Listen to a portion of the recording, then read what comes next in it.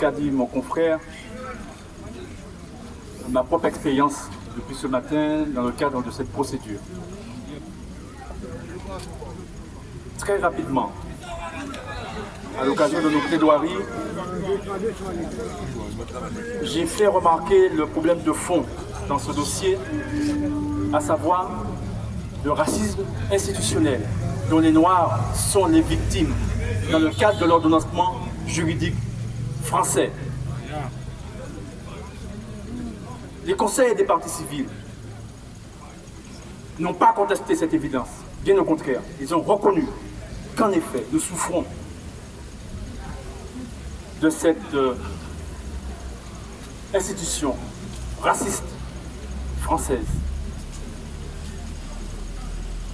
Lorsque, au plus haut lieu de l'État français, la décision est prise de nous empoisonner en toute connaissance de cause, c'est un crime.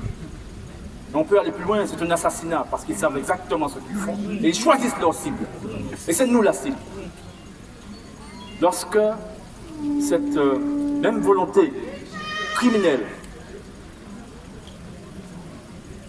organise les magistrats pour protéger les empoisonneurs, nous sommes encore confrontés à la même violence institutionnelle, une violence raciste, je rappelle. Lorsque, par ailleurs, ces mêmes responsables institutionnels, au plus haut lieu, décident d'utiliser cet outil que constituent les forces du désordre, les policiers, les gendarmes, pour agresser notre population, pour agresser nos jeunes, pour agresser les victimes de cet empoisonnement. Et bien là encore, nous sommes confrontés à la violence raciste institutionnelle. Et lorsque aujourd'hui, dans le cadre de cette procédure, on se retrouve au tribunal, vous ne serez pas étonnés si je vous dis qu'en fait que les 3 juges étaient des blancs. C'est sûr, c'est sûr. Croyez bien que ce n'est pas un hasard statistique. C'est un principe organisationnel de l'instance judiciaire en Martinique, en Guadeloupe aussi, vous le devinez, et ailleurs, là où il y a les Noirs. Lorsque, à plusieurs reprises, les conseils des prévenus font constater que ce que le procureur, dans le cadre de cette procédure, est en train de faire à l'audience, à travers son discours, à travers sa posture, à travers ses gestes à notre égard, n'est pas acceptable. Lorsque nous faisons la démonstration que cette procédure souffre de multiples illégalités, notamment que des pièces sont manquantes. En tous les cas, nous constatons que cette procédure, la copie qu'on nous a remise, était complète ou sinon, en toute la cause, à minima, n'est pas conforme à la légalité et que par conséquent, le tribunal doit tirer toutes les conclusions légales à ce sujet et qu'on nous refuse ça.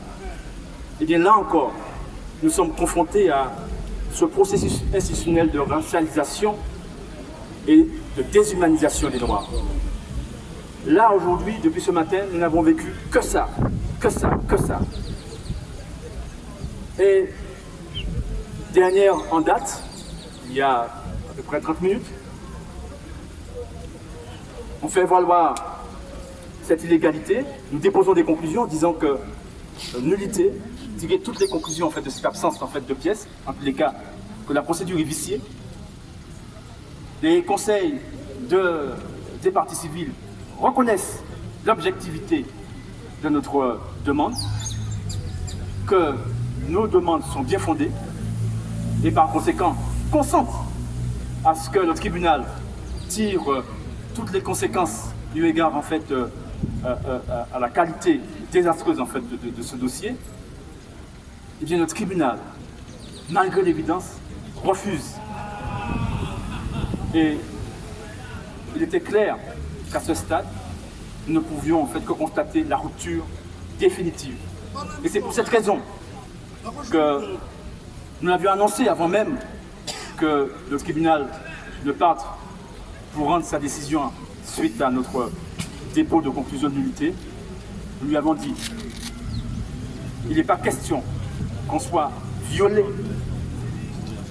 une deuxième fois, une troisième fois, une quatrième fois. Nous avons assez. Et le tribunal est revenu et fébrile, mais déterminé à continuer à contester les droits les plus élémentaires en fait de la défense et nous a dit, eh bien, le tribunal joint l'incident au fond. Autrement dit, au fond de quoi? En tous les cas, à ce moment-là, nous avons fait ce que nous avions annoncé.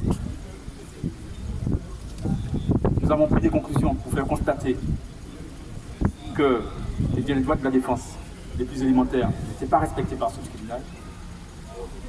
Nous avons remis ces conclusions et nous avons quitté l'audience avec les clients, conformément à la volonté des clients, en adéquation avec la volonté de leur conseil, devant ce mépris, devant cette violence, devant cette détermination en fait à continuer à protéger